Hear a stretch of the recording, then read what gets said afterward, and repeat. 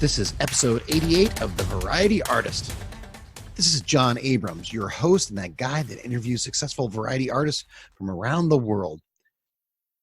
The zip code man, David Rosdeitcher, has memorized the zip codes of every city in the U.S. and many abroad. His act is unique and uses no electronics. Not only does he name the city you're from, he tells of the places you've been and the restaurants you've eaten at. Today, you're going to learn David's secret. Or maybe you'll learn that there's no secret at all. But you will learn how the comment of one little girl inspired an entire act. Fascinating stuff. Enjoy the show. Fun fact number 27. John used to do triathlons. Welcome to The Variety Artist, providing aspiring artists and entertainers with in-depth discussions from top performers from all over the world. So get ready to book some gigs, make some money, and have some fun with your host, John Abrams. My guest today is an author and juggler, but is mostly known for holding the Guinness World Record for memorizing every zip code in America and abroad. He's the winner of Best of Boulder many times, one of the most unique acts you'll ever see. Variety artist, I give you the zip code man, David Rosdeitcher. Good to be here, John. How's it going, David? It's going pretty good. Good. Now let's start from the beginning. Did you start off as a juggler, I understand? Yeah, I started out as a juggler street performing in New Orleans in the French Quarter. And then did you move to Boulder? How did that work? Performed in New Orleans from 85 to 91, and then I moved to Boulder, which also has a street performing place. Okay, and then you moved to Boulder, and isn't it cold during the winter there? It can get cold, yeah. We recently had a snowstorm, and there's another one about to come tonight. So what do you do when it starts to get winter in Boulder? It's just very slow for me between the months of November through February. Oh, do you even put out a hat? I didn't know I do shows. I do shows throughout the year, but it's slow during the winter. Oh, I see. And then during the winter, do you do cruise ships and theaters? And I do gigs, yeah. So what made you transition from juggler to zip code guy? What happened was, I had a really successful juggling act in New Orleans that worked in New Orleans and every place I took it to. But it didn't work in Boulder because Boulder back in the late 80s and early 90s was the jugglers' capital of the world. When I moved there, I was like, in New Orleans, would be considered a really good juggling act. And then when I moved to Boulder, there were all these people who were better jugglers than me, and there were many jugglers. I had to do something different. And I had this juggling act that people might call a generic juggling act. Not that much different than anything you've seen. Sure. So I had to do something different. And my show was especially similar to another guy who was even except he was better than me. Okay. I was like, I can't stay where I am. I have to do something different. Right before I moved to Boulder, after I did a show in Jackson Square, New Orleans, a girl comes up to me and told me that she saw this act where you give this guy your zip code and he can tell you where you live. All right. And when I heard that, I have two things I love is geography and numbers. And I thought that would be the exact perfect thing for me. But I don't want to do that because someone's already doing it. Sure. But when I moved to Boulder, I had to do something different because I didn't want to be like, I had to evolve in some way. Especially since there's a ton of jugglers there, right, at the time. There's a ton of jugglers there, and there's a guy who my act was similar to him, but he was better. Right. And so I was like in this situation where I decided to develop a zip code act as a temporary solution to the dilemma I was in. Mm-hmm. So I would just distinguish my show from the other shows. So I've always been a geography fanatic. That's basically exactly what I love is geography. I went and got a zip code directory and started memorizing it, and kept doing that for a couple of years. And then I would put it into my juggling act.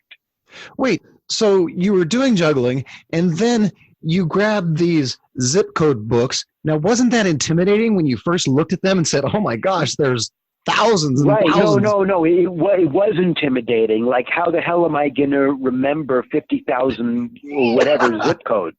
Yeah. It sounds ridiculous.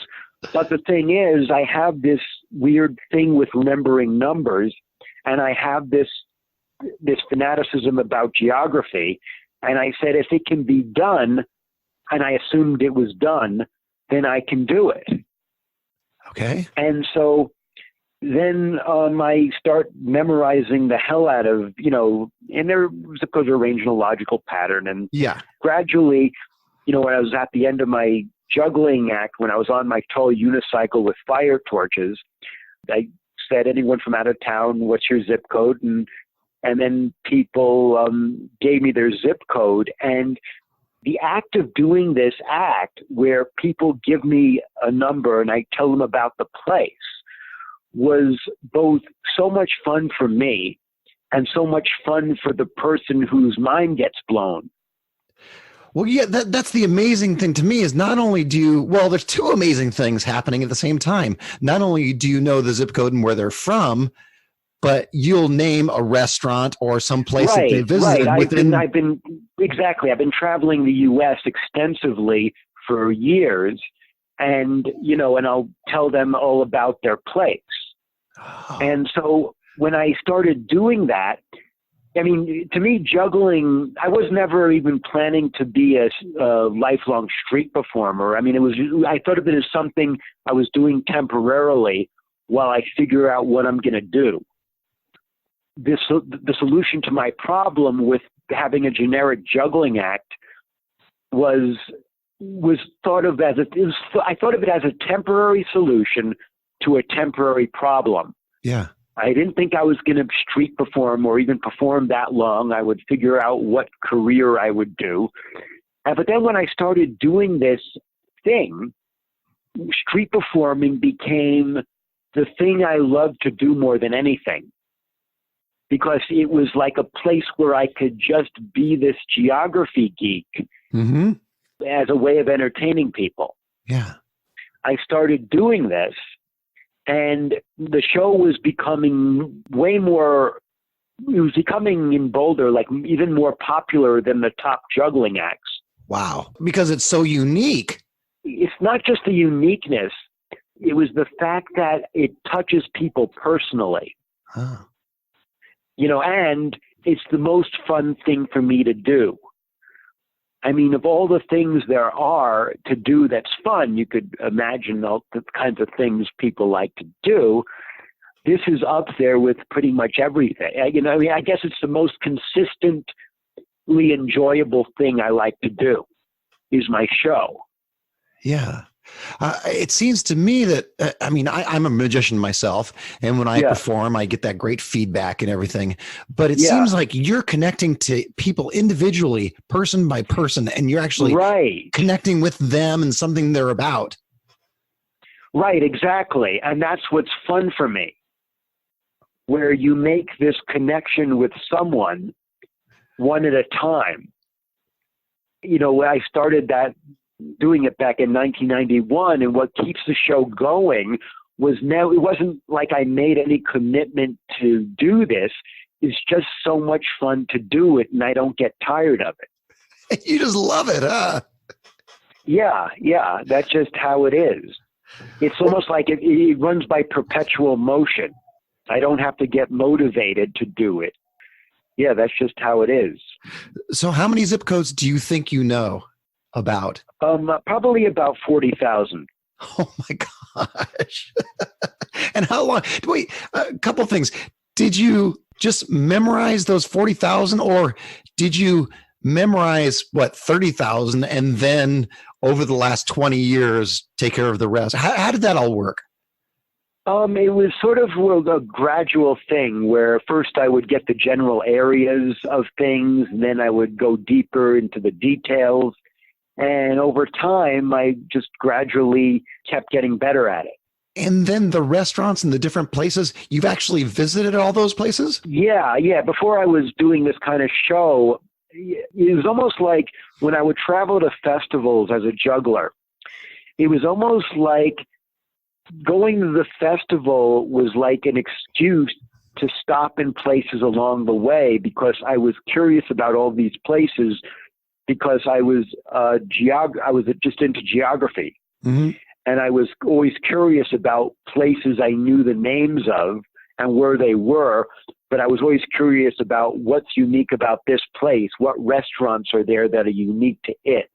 What are the people like? Let's say I would drive from, let's say, New Orleans to Houston to do a festival. I would stop in all these towns, sometimes just because I liked the names of the towns.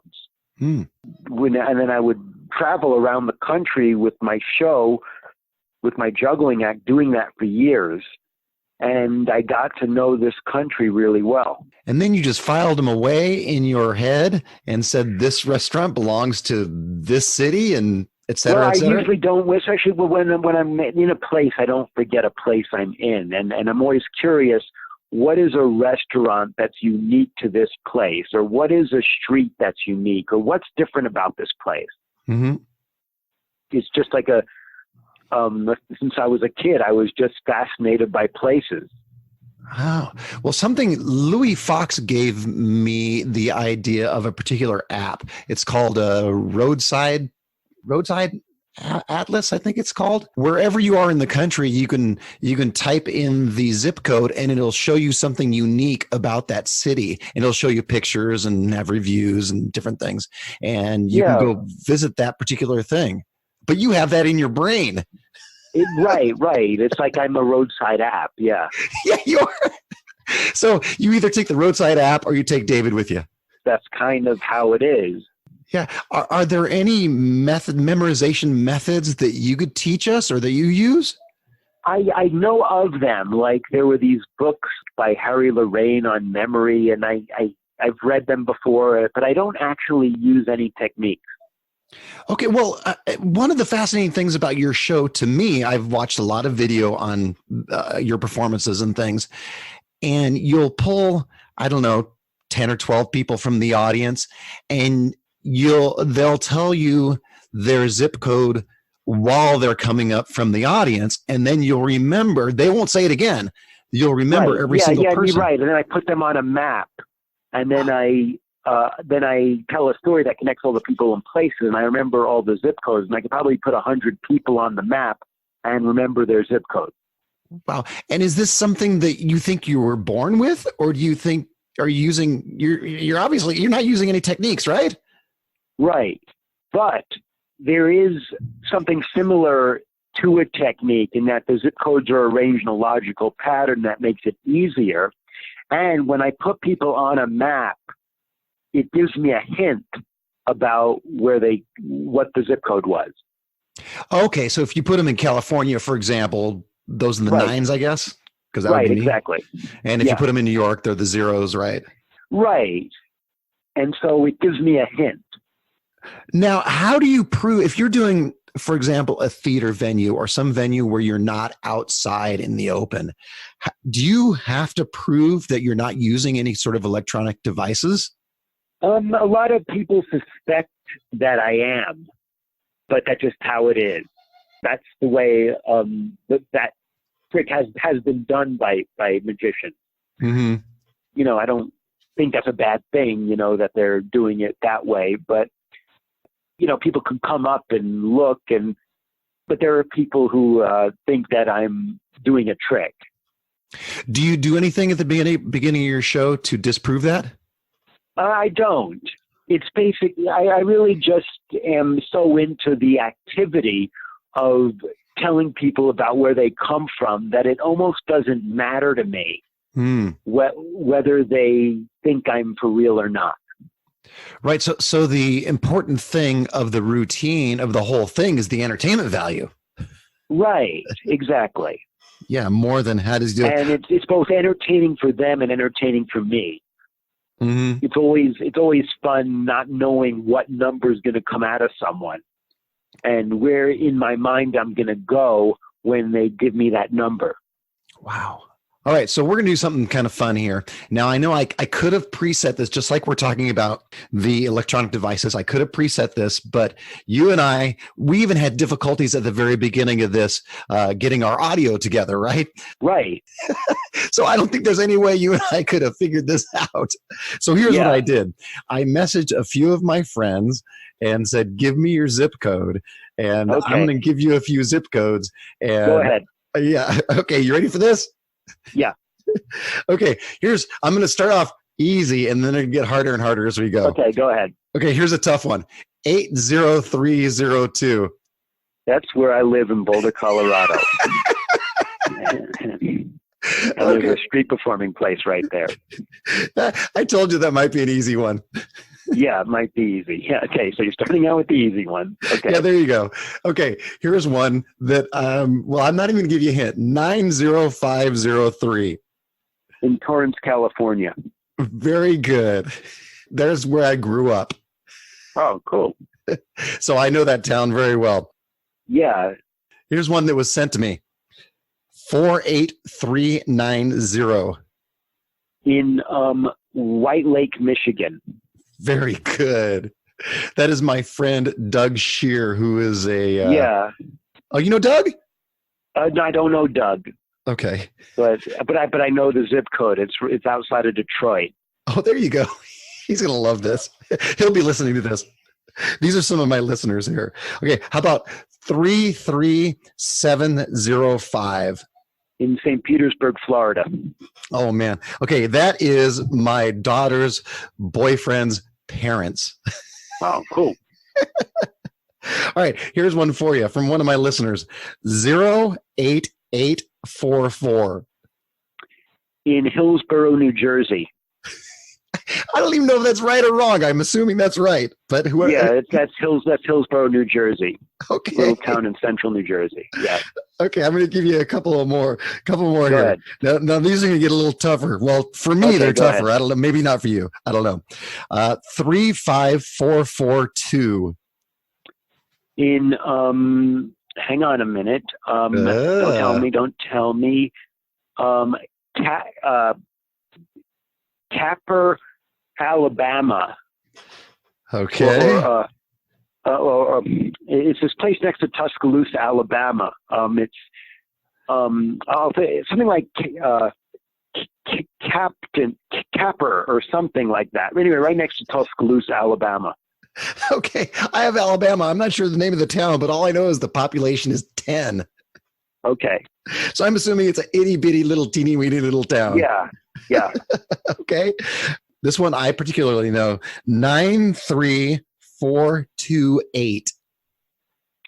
I think it's Cambria, California. Okay. It's actually right next to, it's in Cambria, but it's a place called Wait. Go. Okay, go. I won't say any more. Not Cambria. This place next to San Luis Obispo. Yes. You're in the right area. Not Cambria. It begins with a C? No. Oh, huh. I might not know this one. Hang on a minute. It begins with an F. What's the first letter? H. Hang on. I cannot think of it right now. That's but I okay. will think of it in a second. Do you want it? Okay, go away. I feel like I know it, and it'll annoy me when I hear it. Well, okay, what is it? When I tell you, you're going to go, it's Harmony. Yeah. Harmony, California. Oh, Harmony. Okay. Yeah, I screwed that up, but Yeah. No big deal. And the only reason Yeah. I know that is because one of my best friends, he named his daughter after that city. Okay, Harmony. Yeah, I think she was conceived in that city. Okay, I will remember that next time. There you go. 93428. Yes, Harmony, California. Yeah. By the way, can I put your YouTube link of you breaking that Guinness World Record on your show notes? Yeah. Okay, great. Because that's fascinating. I watched that and I think that's fascinating. You do how many zip codes do you do in a row? They had a computer that gave out zip codes at random, and I did 36 in a row. Man, that's great. Okay, so now you did a lot of street performing. Are there a couple of funny stories from your street performing days? Yeah, no, I have so many stories. I mean, I wouldn't even know where to start because I've been to so many different countries and, every state in the U.S. and almost every province in Canada except the Northwest Territories. So, I mean, yeah, so I have a lot of, yeah, you could probably name a place and I probably have a story about it. Well, I don't have any places, but do you have any one or two off the top of your head? One time I was performing at a trade show in Salt Lake City. It was an outdoor recreation show, for outdoor equipment, like skiing and climbing and stuff like that. Yeah. And people are giving me their zip codes. And a lot of people ask me if there's anything I remember besides zip codes. Actually, there is. When I was a kid, I used to love to memorize sports statistics. Oh. And I've always been fascinated by where athletes came from. At the time, Sports Illustrated had their 50th anniversary. For the 50th anniversary, they listed the top 50 athletes of each of the 50 states. Okay. I start reading what the top 50 athletes were, and I thought, how are they going to come up with 50 athletes from the state of Alaska? Mm-hmm. And so they mentioned, like the first guy might have been this guy named Tommy Moe, who's a skier, won a gold medal in the 1994 Olympics. And I recognized a couple other people. And then to fill up all these athletes, they would list like winners of a special dog sled race. Okay. But anyway, so I remembered that Tommy Moe was from this little town called Palmer, Alaska.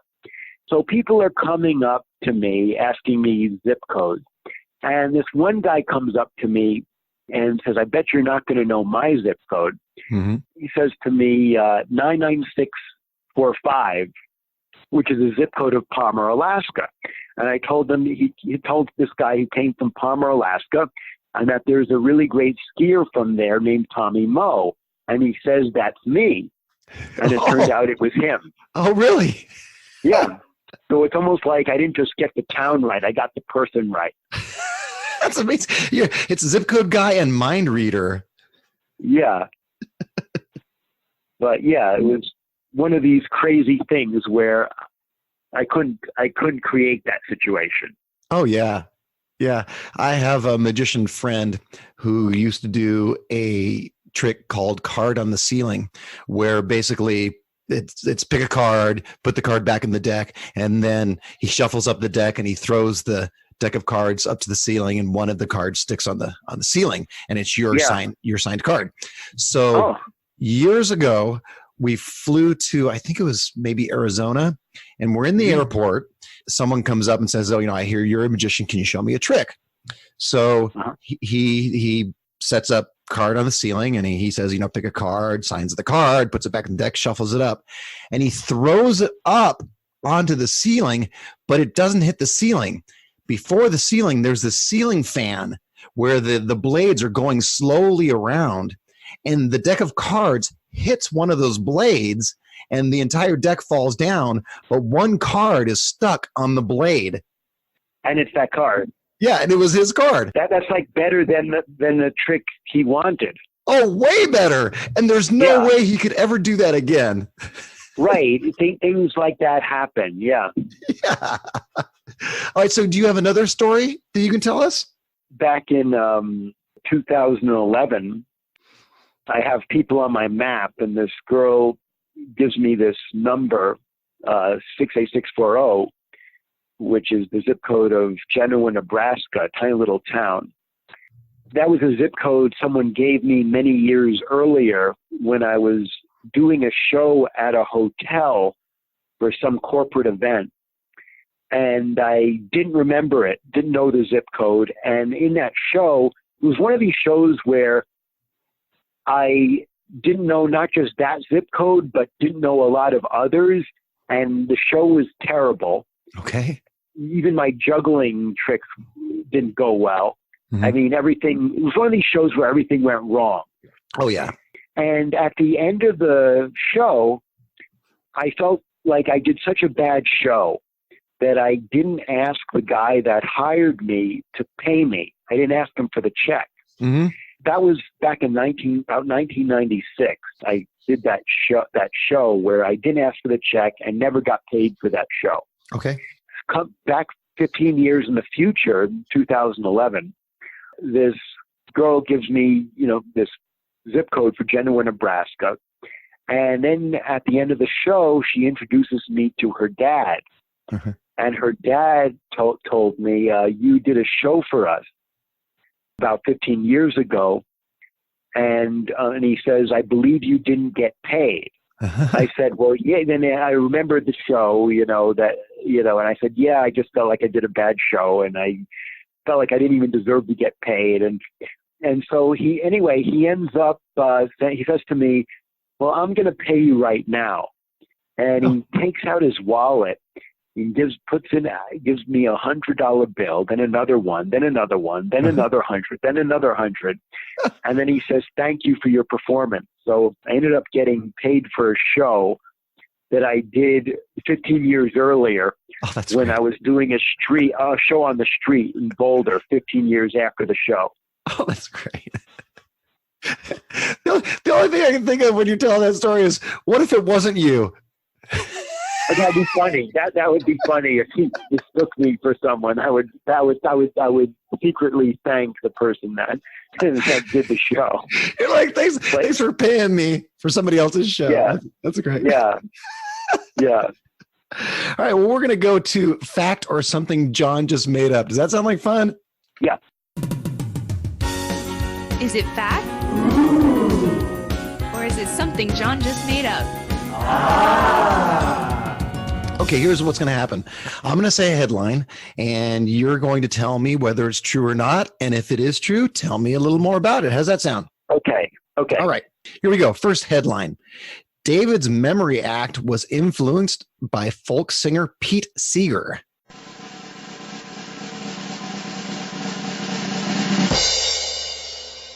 That is true. Oh, that's true? How is that true? When I was a really little kid, my favorite song was America the Beautiful, sung by Pete Seeger. And it was on this album called America the Beautiful. And it was the beginning of having an obsession with the geography of the United States. What I believe that's what started being obsessed with geography. All right, next headline. David was kidnapped in Bolivia.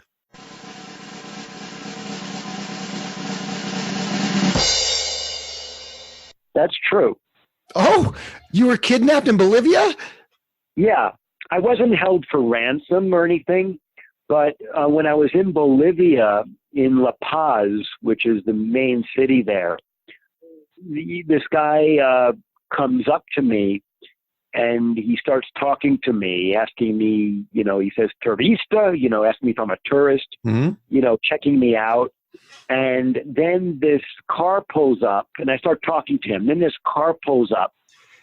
Out of the car comes two guys in suits and ties.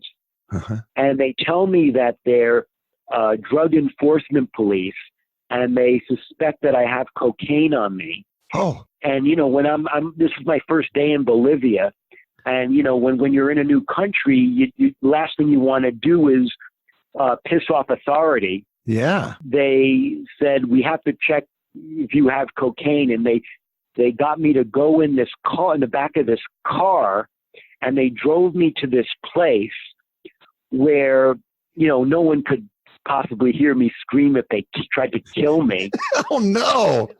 Yeah, and they ended up just taking all my money. I had like $200. I later heard that was a scam that goes on in a lot of places where people pretend to be police and then they take you away and mug you. Wow. Yeah. So if anybody is in Bolivia and someone walks up to you and says, are you a tourist? You say, no. Well, it's better to not look like you're just like one of these people who's new to the place. Wow. And look around like, oh, everything is so new. I'm fascinated by everything. But no, you can't do that because people can take advantage of it. Oh, man, that must have been scary. It was, yeah. Yeah. And I was also like mad that I fell for their thing. it was like they got me, All right, next one. David was the first person to street perform in Antarctica.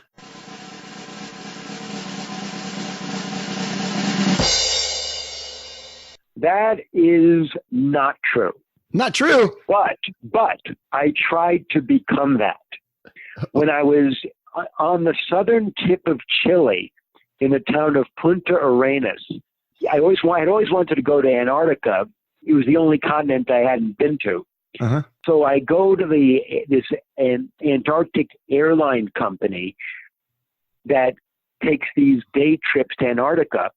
And it turns out that not only is it like $2,300, and this was back in like 2007, not only was it to just take this day trip where you get flown to this place, and then you walk around on a sheet of ice, and then get flown back, but all the tickets were they were booked solid, and I couldn't get a flight. Uh-huh. And I came up with this idea of how about you put me on the flight, and then when the plane lands, I'll get off the plane before everyone else, and then I'll yell help, as if I'm stranded. Yeah. And then people will come over, and then I'll do a show for them.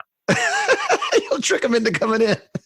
That's funny. And then I would be the first street performer, or kind of like first street performer in Antarctica. But it turned out that they didn't go for that. Oh. So I have not been to Antarctica and have not street performed, but maybe someday. Oh, so you performed on every other continent except for that one?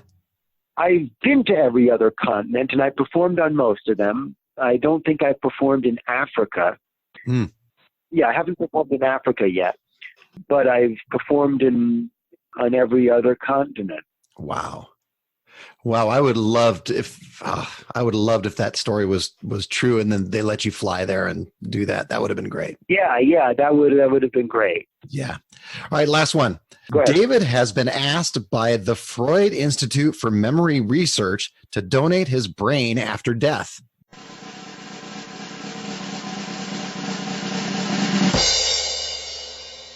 That is not true. Oh, yeah, I did. I worked real hard on making that one up. Yeah.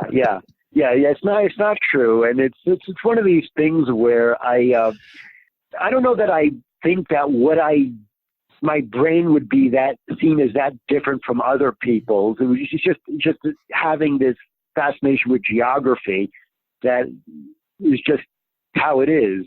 It's like I've heard Einstein's brain is kept in some jar or something, and it's not really that much different. And who knows whether he was anyway? It's just. But no, that's not true. One of the guys I interviewed, Peter Samuelson, who's also a magician, I think it was Peter Samuelson.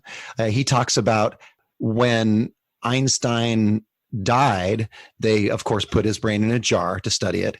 And there was a guy traveling around the country with Einstein's brain, or what we think is Einstein's brain, in the back of his truck. Right. He would show, is this true? And so he would show people Einstein's brain and say, look, come back to my truck. Hey, here's Einstein's brain. And they probably didn't believe him. Yeah, but I think it's true. I think it's a true story. That was fact. Or something John just made up. Yeah, that might be true. Yeah. All right, we're going to do some fan questions. You want some fan questions there, David? Go ahead. All right. Alan Sands, who's a terrific hypnotist or comedy hypnotist. He was my agent when I worked at Disney. Oh, you worked for Disney? Yeah. And Alan Sands was my agent. Oh, okay. Okay, he says, ask him how he can clear his mind after a show so he can do another set shortly afterwards. When I do a show, I might need to just recover for a few minutes, maybe a little longer, before doing another one. And I don't need to clear my mind. Yeah, I'm always ready to do a show. So just like any other entertainer, when you have to do two shows in a row with a 15-minute break or something. Yeah, I could do several shows in a row. Right. All right, next one, fan question. Annie Banani, the balloon storyteller out of California, right here. She says, OMG, I love this guy. Not only is he entertaining, he guessed my zip code when I was living in the Netherlands, and we were in Denver at the time. Uh-huh. That's it. That's Cool. her question. Oh, well, that's pretty cool. I mean, no. When I get people from far away, they get blown away. I mean, I remember one time I was doing a show in New Zealand, doing zip codes from all over the world, and this guy gives me a zip code for this tiny town in Maryland. Mm-hmm. Here I was in Christchurch, New Zealand, telling him about his little town in Maryland. Someone's so far away, and they get told about where they come from. It's amazing. That is amazing. All right. So Louis Fox, he says, when I worked with him at the Moisture Festival in Seattle a few years ago, which I'm sure you did, because I think I've seen video on that. Yeah. He did his act. He laid out a piece of plastic chain. Right. He never mentioned the chain that I can recall, he says. My question is laying out the chain part of a crowd gathering technique when working the street? That's actually the main part of my show is I take a chain and I shape it in the shape of the United States. Oh, that's your map. Right, it's a map, yeah. And then I get people to stand on, about 20 people to give me their zip code, and I put them on the map. And then I tell a story that connects all the people in places, and that's when I do the thing where I repeat people's zip codes back to them. So the chain, it gathers people around, but it also kind of helps you in your memorization, right? Well, yeah, it does. And it's like my grand finale of my show. All right, last question. Michael Warsham, who is a terrific magician, asks, would a zip code routine be doable and entertaining for just one state or region? It would be not as entertaining. I'm sure a really good entertainer can make that entertaining. I guess you would have to say it beforehand, right? Give me all the zip codes from, are you from Maryland or whatever state it is? Yeah, like if you want to do a show from Maryland, you're in Baltimore and you want to do a show for people who hears from Maryland, and I guess that can work. I don't see why that wouldn't work if someone's a good entertainer. Yeah, I guess you have to set it up that way, just like you're saying. Who hears from Maryland or the surrounding states? Of course, I prefer being able to tell people where they come from when they're not from your state. Yeah, that's more impressive. Yeah. Cool. All right. Those are all the fan questions that I have from my Facebook group. All right. I'm going to ask you for some advice, maybe some advice for the beginner or pro, because I have a lot of folks listening to this that are either beginners or pros. Do you have some? When I first started street performing back in 1985 in New Orleans, I went up to different street performers and asked for advice. This one guy, he was a balloon clown, and I was telling him how I'd like to have my own show, and he says to me, he seemed like a very cynical, disgruntled type person, and he says to me, "You want your own show?" I said, "Yeah." He says, "It'll take you 5 years to get your own show." And he was really discouraging. It was a good thing that, I kept showing up weekend after weekend to the French Quarter to try performing. And it's a good thing I didn't listen to him, because it didn't take 5 years. It was sort of like basically the advice is don't listen to discouraging people. Yeah, don't listen to negative people. It's like people have enough of their inner voice negativity to deal with. You don't need outer voices to help. Boy, what do you think you would have been doing? Do you have any idea what you'd be doing if you listened to that guy? I probably would have been scared to come out and try. I have no idea what I'd be doing if I listened to that guy. Yeah, I could just say I have no idea, but it's a good thing I didn't. Yeah, thank goodness. So the advice is don't listen to people giving you bad advice. All right, thanks, David, for doing my show. That was really fun. Yeah. Yeah. Do you have some social media or any sort of website to plug? Just have a little YouTube channel with a few videos on it. The name is David Rosdeitcher. Variety artists, take a look at those videos because David is amazing. And thanks to all my variety artists. If you found this podcast valuable, spread the word. You can reach me at my Facebook page. Just shoot me out a message. And make sure you take a look at the previous interviews. That list is a who's who of variety artists. Download and listen to anyone you want. Heck, the price is right. And now go out and book those gigs, make some money, and have some fun. That's all for this episode of The Variety Artist, but your journey continues on our website. Go to thevarietyartist.com for more strategies, insight, and resources, as well as show notes on today's guest to assist you in your career. We'll see you on the next episode of The Variety Artist. But until then, go out and book those gigs, make some money, and have some fun.